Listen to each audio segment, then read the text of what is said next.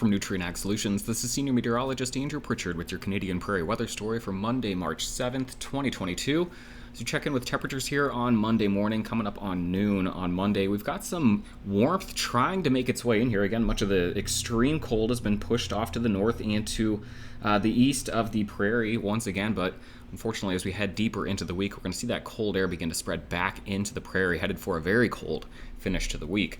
So check in with the satellite picture here. You can see a disturbance making its way across the Prairie right now. This is one that I was hoping would bring another shot of snow to portions of southern Alberta into southwestern Saskatchewan. Unfortunately, not quite seeing the right trajectory here. Going to get some flurries primarily north of Highway 16 as we head through the rest of the day from this one. We can go ahead and just flip on over and look at the radar, and there you can see it. The heavier precipitation here north of Highway 16 across portions of central Saskatchewan. A little bit of that making its way, you can kind of see the front if you find the area of low pressure right here, and you can kind of do something like this with the precipitation there. And so this is our front that's sweeping across the region, a little bit of precipitation along that, but it's going to be a quick hitting dose, one that really leaves a lot to be desired as far as total precipitation amounts.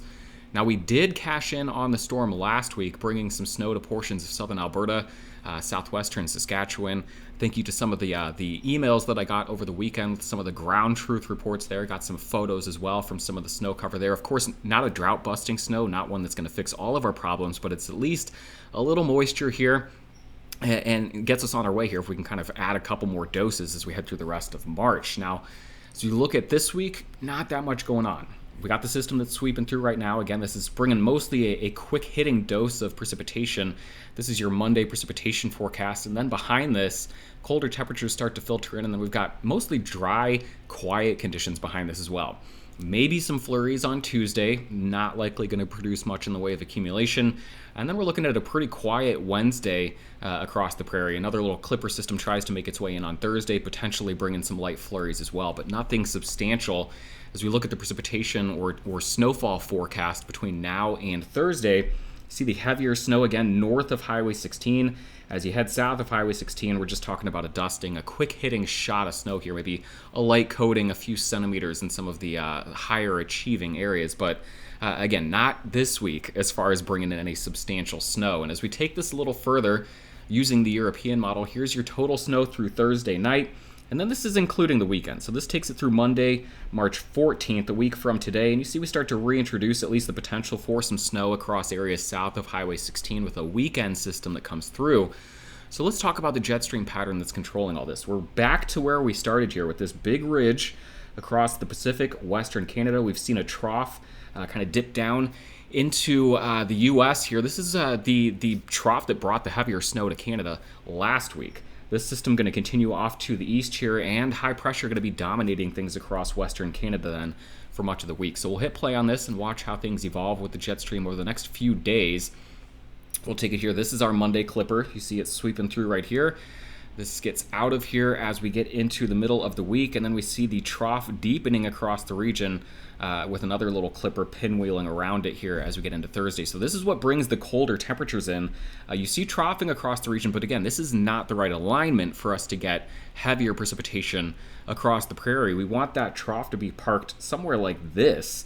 Get that blue shading doing something like this. Again, that gives us the better storm track, the better fetch with the deeper moisture to deposit heavier snowfall across this region where we badly want to see that snowfall stacking up. In a pattern like this, with what's going on the screen here, much of your heavier precipitation is going to end up, on the right side, on the eastern side of that trough, and then on the back side where we're concerned, we've got flow coming out of the north, out of the northwest, bringing in reinforcing shots of cold, dry air across the region.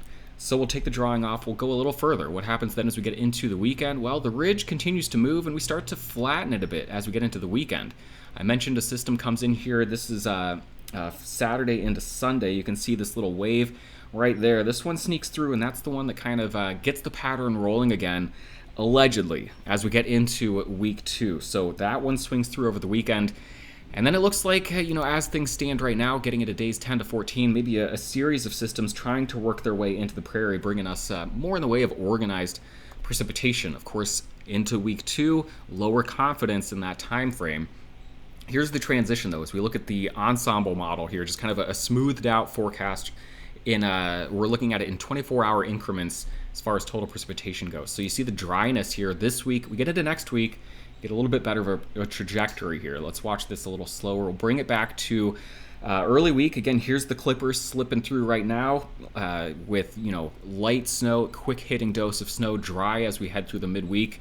Maybe that little clipper swinging through here, bringing some light flurries to the region Thursday and Friday, but we'll continue with this mostly dry pattern until we get into the weekend and early next week. And this is when then you start to see a little bit more in the way of organized moisture making its way in here as we get into March 14th and beyond. Whether or not we actually get the right trajectory, the right storm system, we'll have to watch that forecast evolve over the next few days. But I would say dry through Saturday, and then maybe Saturday, Sunday, we start to work back into a more active pattern across the prairie. Now, here's what we got verbatim from the European the European operational run. So this is what we've got as we head through the day today. Here's your clipper right now, north central Saskatchewan as we get the day started. That one swings into central Manitoba as we head through the next 24 hours. Again, with that cold front kind of extending, you've got your area of low pressure there. The cold front arcs back to the west and then to the northwest. So quick hitting dose of snow as we head through the day today. Maybe some flurries on Tuesday, likely a quiet Wednesday, some sunshine across the region.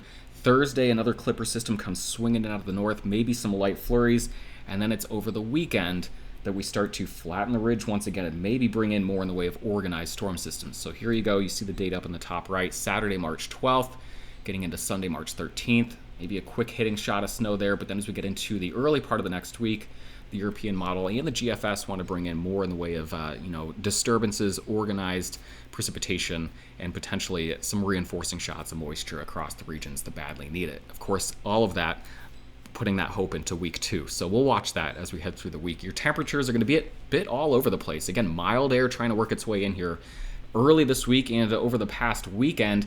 That's going to come to an end here on the heels of these clippers this week. We get a lot more in the way of cold air across the prairie as we head into mid to late week.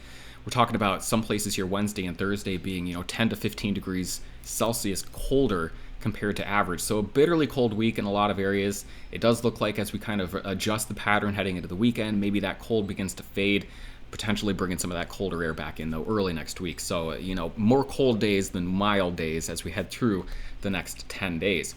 Here's your 10-day high and low forecast, high and low temperature forecast for some of our select cities. Calgary, again, on the cold side, bitterly cold through Thursday, warming back up, at least closer to average, a little more on the mild side this weekend into early next week. Edmonton, a very similar look. Saskatoon, you got the same look here. Cold through Friday in Regina as well. And then Winnipeg, you're just pretty much holding on to cold. Again, in the east here, colder days are going to really outnumber the mild days with the closer proximity to that low that's kicking those shots of colder air into the region. So colder and snowier as you head off toward the east. There you have it, a quiet, frustrating week ahead for those who are hoping to get a little bit more in the way of robust snowfall, but maybe mitigate some of the frustration knowing that there is once again hope out there in the days 5 through 10 time frame. Have a wonderful Monday and a great week.